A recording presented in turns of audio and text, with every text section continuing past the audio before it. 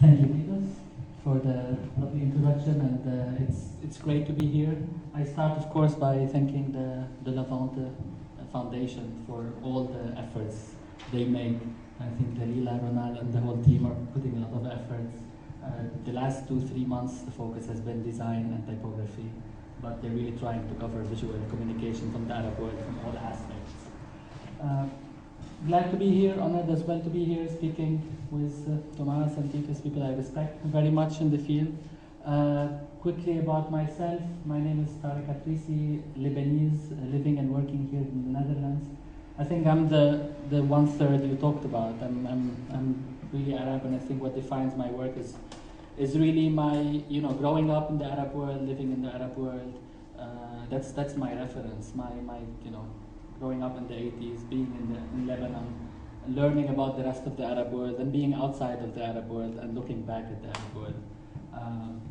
I'm as proudly Arab as proud I am to be a new Dutch, and that also puts a new perspective on looking at things, being here in the Netherlands, working with Arabic typography. Very interesting as well how much for long Holland has been playing a very important role in Arabic typography. And if I don't want to look at the far history, which has always had Holland also involved in Arabic typography, if I look at the very recent history, a lot of the young designers studying here in Holland and focusing on Arabic design.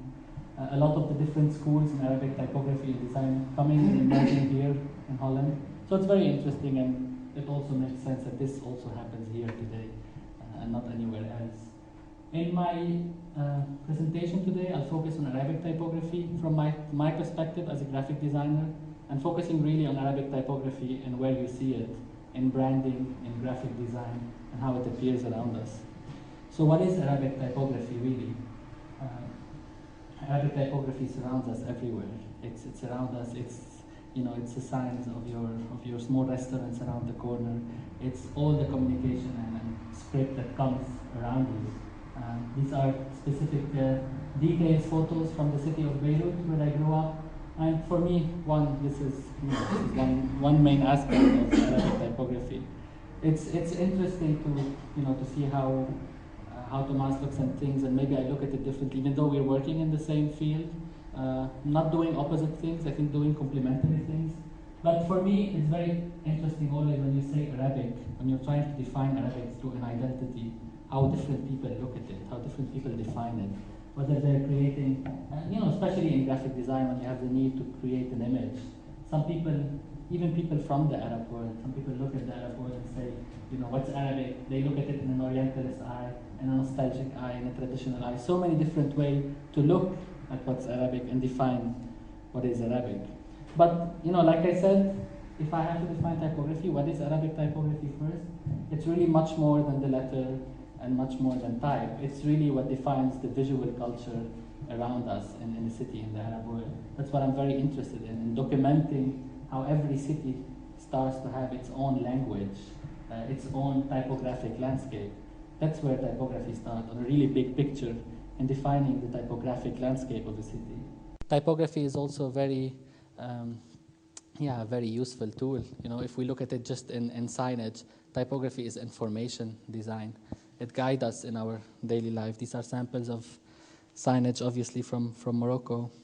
But also typography is informational in what we read, in publishing, in the news that comes to us, either in newspapers, in books, but also, recently on the screen more and more. This is all is typography. This is all is the definition of Arabic typography in context. But also typography becomes part of design. Type is always part of any communication material that is appearing around us. This is a selection of posters from around the Arab world, which were exhibited here in Holland at the Affiche Museum, I think 3 years ago. And of course, typography is branding, typography is identities, typography is part of our commercial world around us, from institutions to companies to foundation. All of them are related in one way or another in typography. And typography for designers, if we take that step from looking at the big picture to look at typography around us, for us graphic designers, typography is when we design with type, when we use typography as elements to make graphic design with it. But also for designers, typography is playing with typography and working with type and looking at it as a beautiful, beautiful elements that becomes artistic, expression for all designers. This is some of my student work from the Abu Dhabi school. And typography is fun and experimental. This is one of my favorite student projects from Qatar VCU, who fried eggs on the shape of typography. And this was her experimental typeface. So type is fun also, and that we tend to forget as designers. But of course, typography is type design. These are samples from Nadine Shaheen's work, who's mostly concerned with type, legibility in type, and typography for text and headlines. So that's also part of typography, if we are to look at all aspects of what makes Arabic typography. But what makes Arabic typography also very interesting is that Arabic typography is for the Arab world. And the Arab world is very big, and it's a world in itself.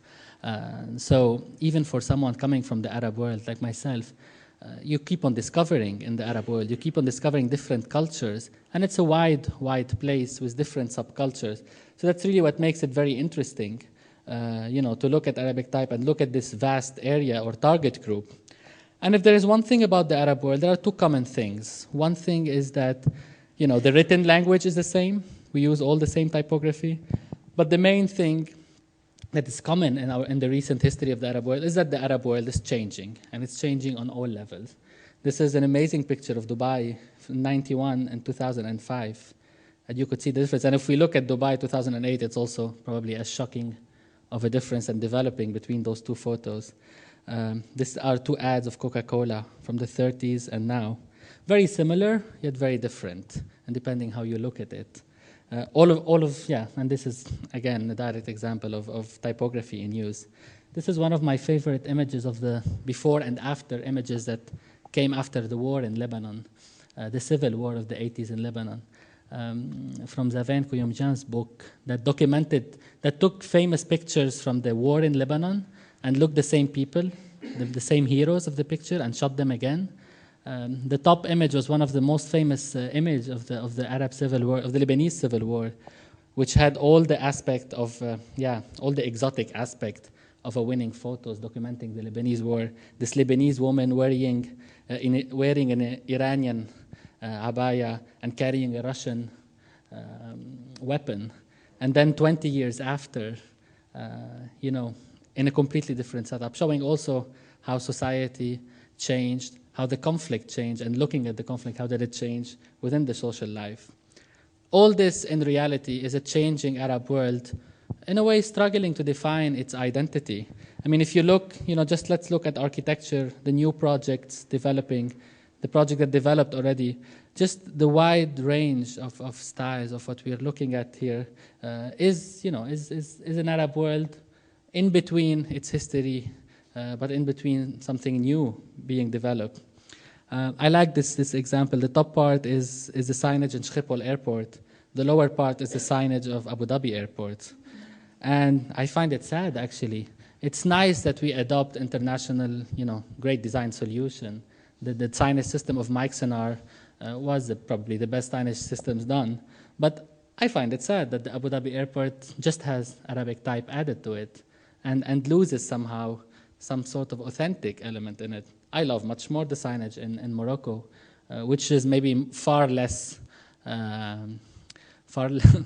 efficient, but I like it more. I think it's representing something more authentic in it. So this balance of finding how to adapt modern stuff that are functional and how to fuse it with what's a little bit authentic, what has a little bit more of character, that's what makes me interested. Of course, the Arab world is changing, and that's what you start seeing as well in a new generation eager to express itself differently. But also, I think, one of the changes happening is that a lot of the new generation, specifically of Arabic designers, are looking to a certain extent with a nostalgic eye to the near past, to the near history. And, such posters of Egyptian popular cinema cultures, which we grew up with really in the Arab world, we start to appreciate it more. We start to see the beauty in it. And we start to wonder, how can we create graphic design today that it's as inspiring and as charming as these when we look at it. That's also what I try to do with my students, and I think that's what a lot of the new generation is doing. They're trying to appreciate, to learn how to appreciate more their own background, to work with calligraphy or any, the Arabic script, whether it's now or before, and try to bring it in a modern graphic solution, in a modern graphic package. So with all this change, of course, there came the need of branding and rebranding. All of a sudden, so many things are changing. And when you look at this from a commercial or communication point of view, everyone needed to brand itself to keep up with the change, or everybody needed to rebrand themselves to reimpose their image that fits the new surrounding around it. I was very lucky at a very young age to work on the branding of Qatar, the country. Very exciting project, and I'll just show one slide of it. It's obviously a very long project and exciting process. But Qatar as a country was one of, let's say, these clients, organizations, in this case country, that needed to recreate an image from themselves that fits their current vision. And the brief of the Qatar identity was very similar to many briefs I get in my studio. Keep the heritage and project it in a modern, contemporary way. And the result was the identity of Qatar, which was calligraphic in its solution, very graphic in its implementation as a visual language. Today, when I look at, as a practicing designer at typography, and I say, I'm involved in Arabic typography, I can't de-associate it in my practicing design work as a designer from calligraphy and lettering. I see it as a range of work. There is typography, what you see here on the right side. There is calligraphy, what you see on the left side, and there is all this in between, the lettering, being inspired from calligraphy and trying to work that somehow in between calligraphy and typography. And all this range is really what we work with every day while creating any project in graphic design. Whether we're trying, in this case, for a logo for a magazine, we're trying to develop a calligraphic logo, the exploration of all aspects of the rendering of the word, of the calligraphic rendering of the word, in this case of the handwriting, and in the case of, going in between the calligraphic, between the typographic, and between the lettering. This is all what it is, our daily practice as graphic designers. And of course, when it comes to type design as well, to create the specific typeface that is coming from a specific brief, from a specific request of a client. This is all Arabic typography for a practicing designer. This is all Arabic typography for designers nowadays. This is a classic bad example of Arabic type. Actually, what happened is, you had this need for change. There was a lot of branding needed, and a big graphic design new generation eager to change and eager to be part of these branding needs. And of course, one of the trends that started was that Arab designers were trying to imitate Latin typography, obviously here not in a successful way, because the script lost its essence, and the Arabic letters actually were built based on chopped off Latin letters. But of course, you had people who did the same thing and did it in a wonderful way. The Dubai TV logo by Ubaida Sidani was a logo inspired very much by Latin typography, and has done a great job in this logo, which is one of the strongest logos in the Arab world. All this affects the work of any designer, Arab designer working. I'll show a little bit of some of my own project from my design studio, which always show the struggle, between either looking at something traditional or trying to convey a modern graphic image, or going somewhere in between. When Al-Ghad newspaper as a client came to us to develop a new identity in Jordan, this was the competition for Al-Ghad newspaper. These were the competitor newspaper in Jordan. Most of them calligraphic, traditional in identity, and that's how, to a certain extent, to the very near past, most of the identities were in the Arab world. Al-Ghad wanted something different. They wanted something typographic, bold, simple, graphic, and not calligraphic.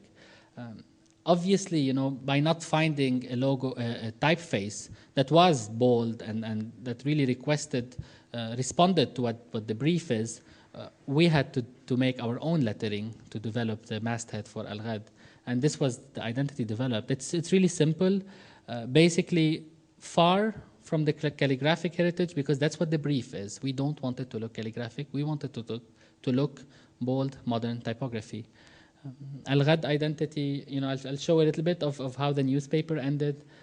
Being now one of the leading newspapers in Jordan, eventually the typeface, you know, was developed because Al-Ghad started their own television, sadly, which lasted 4 days before it stopped, for a whole set of political reasons in Jordan.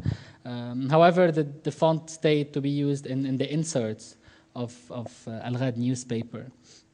You know, after designing this typeface, coming myself not from a type design background, being a graphic designer, that somehow felt that the nature of the work was forcing me in some cases to do type design. I was interested that I started to see Al-Ghad font used in some other applications and used by other designers. And it intrigued me because I always approach type design from a graphic designer point of view. I design typefaces that I need myself as graphic designers for very specific reasons, and most of the time for identities and branding reasons, and not more than this. So this is a series of examples of Arabic typography or Arabic typefaces I designed specifically for visual identities. And in most of the cases, there is a visual identity being developed, and they need a custom typeface. So they have a specific Arabic font that speaks a specific language. This is the Doha Asian Game typeface. Etisalat, the telecommunication company in Dubai, needed a signature for their new logo. And if you look again at typography as the voice of the page or the voice of the written script, then there was a big need for new voices that will be used in different identities. And it's very funny, but yeah. Can you go back to Where are we looking at? this one? This one. This one. Yeah. What does it say? In lower part, it says Etisalat, which is the name of the company. Etisalat, which means, telecommunication, kind of, yeah. Yeah, that was it? Yeah, okay. Ironically enough, the process of designing custom typefaces to a big extent became, for us at least in the studio, just like designing an identity. We start by positioning the logo, the typeface. What kind of typeface the client wants? Is it more geometric? Is it more organic? Is it modern? Is it traditional? So we kind of almost follow the same process of creating a corporate identity or developing a brand. One of the interesting projects we worked on last year was developing the custom typeface for BBC Arabic, the new Arabic news-speaking channel. The client was really strange in what they want. They were very clear about what they want. They wanted a typeface which looked different, which just had such a strong character that someone can recognize it very quickly. Interesting, really. I mean, I think most of the typefaces that we go to, it's the end result is an interesting mix of what the client wants and our process. This was the typeface developed for BBC Arabic.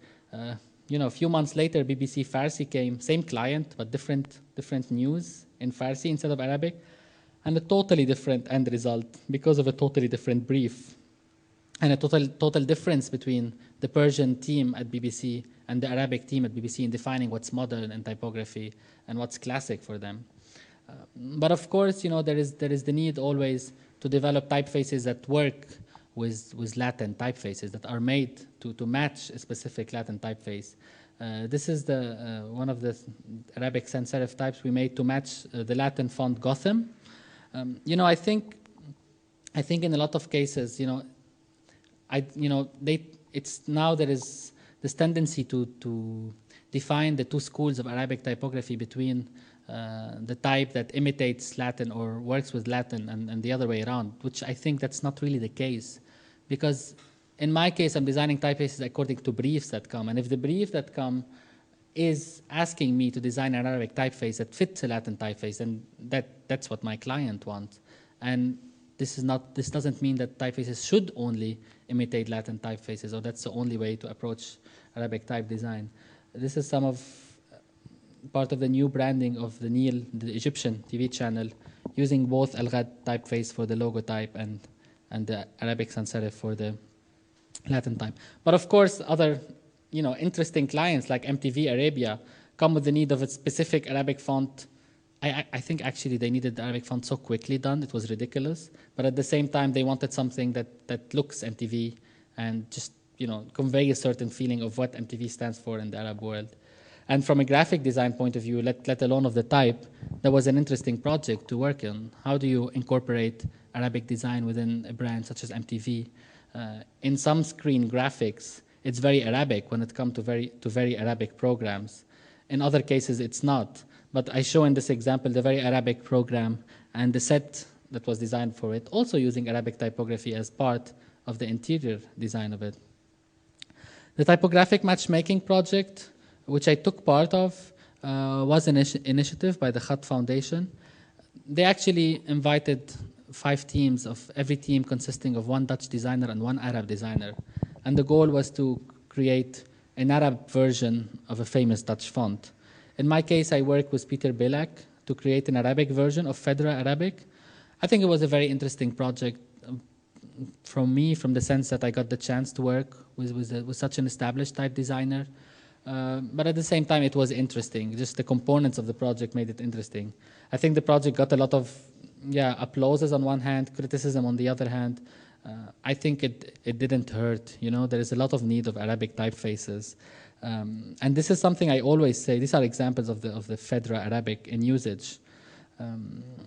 I always say that there's little Arabic typefaces available, and many times some people don't agree. But speaking of someone who graduated, who started studying design in the mid-90s and graduated in 2000, we really did not have Arabic fonts in the Arab world. People say there was, but where were they? I didn't have them. We didn't have them. We were the first generation of Arabic type designers, or of graphic designers, sorry, in the modern definition of graphic design. So there is also 2 things I look at. There is what's out there, but there is also what's out there in the market and reachable to you and available to you. And maybe this is why I always say, even now, it's so much better than how it was 8 years ago. There's so much more Arabic typefaces, but there is still room for a lot of exploration. And the more the merrier, I think, because I still have very little typefaces available in what I need to do. So some other examples of Arabic graphic design from our practice in the studio. Every identity comes with its own challenges. Do we need to create something in what in our eyes is modern typography, something geometric, something bold, or something traditional when the needs comes for it? In poster designs, is it lettering? Is it regular fonts? Is it just calligraphy? One of the interesting projects I worked on last year was Mediamatic and a team of very talented designers as well, is Al-Hema project. And in this type of cases, in this case I designed the logo, the Arabic logo of Al-Hema. When you're designing an Arabic version of an international brand, or a Dutch brand in this case, you have to imitate the Latin script. That's part of the brief, in my opinion. And these are examples of Al-Hema products. Al-Hema opened again yesterday in Rotterdam, phase 2 of Al-Hema. These are some of the products we've designed for them. I love the I Love Feyenoord t-shirt, but also very, very simple products, typographic packaging of water, for example. Again, another example where, for this specific issue, Volkskrant magazine wanted an Arabic version of their logo. And again, this is a type of brief where you're starting with the Latin typeface. So, to match it in a certain extent is part of the brief. But not every project is different. And with every project, our choice of inspiration of calligraphy, lettering, or typography differs. This is for a falafel restaurant chain in Kuwait. And we've made the menus inspired by old style newspapers. And we just really wanted to make lousy calligraphy and use that as part of the identity. So that the calligrapher was not really a calligrapher, but it worked. In regular graphic design work, 2 examples of 2 posters for the same client out of the same series. The left side is using calligraphy in Arabic. The right side is using typography, just a regular font. And both of them are part of the same image, same campaign, same project. Another project I will show the packaging of Explorers board game, Rahala. Very interesting concept that came to us from a client who wanted to create an Arabic board game for the Arab world, and not an imported board game like Monopoly or Risk, but really a board game that comes from the Arab world. And that's actually a trivia board game of travel through the history of the Arab world. And in the identity of Explorers, we've mixed really different typefaces actually, and calligraphy, which calligraphy was part of the main identity. And then again, this choice we have to do every day in every series of packaging, project, graphic design. What is the Arabic typographic / calligraphic choice we have to make to create the specific identity we need for this package? I'll conclude with one of my student projects. This was Visual Narrative from Arabia, a book published by UNESCO. I co-authored. It was a very interesting project actually, because it was an online course, the first online course attempt in the Arab world in design and technology. And we had students from all over the Arab world, well, from different cities in the Arab world, working online with 3 teachers in developing specific design projects. Very interesting because, you know, in my approach of teaching design, I push the students very much to go outside in their cities, to document the graphic and typographic environment around them and incorporate that in their work to create local graphic design. Well, in this case, it was very interesting because the students were literally all over in the Arab world. And it was interesting to see them going out and getting different documentation of different cities they're in. I'll conclude with the best, you know, one of my favorite projects of this course. Ghada Majid from Lebanon decided, and this is also, I show this because a lot say now that the young generation of graphic designers are kind of anti-calligraphy and they want modern calligraphy, but that's not really the case. In this case, this student was interested in reviving calligraphy in signage nowadays. She was interested in documenting the architectural character of different neighborhoods and streets in the city of Beirut, and trying to match the architectural character of every street and neighborhood with a specific calligraphic style. So really trying to write the name of the street in a style that to a big extent reflects the feel that comes with every neighborhood and every street. And it's very interesting because, you know, for someone who grew up in Beirut, every street, you say a street, there is a lot of heritage in your head of what the streets stand for. And the attempt from a designer to really create a calligraphic language that reflects this and that echoes the architectural aspect of this neighborhood was very interesting. But also a showcase that, you know, young designers appreciate calligraphy as much as they appreciate typography, and they try to find the balance in between, and they make the right choice according to what every project involves in terms of decision. These were the series of the promotional posters Ghada Majid did, combining the calligraphy she developed for every street with the image of the street, and creating kind of promotional posters for the different neighborhoods in Lebanon. Mostly that was about it in my presentation. I will leave the stage again to Titus, and thank you.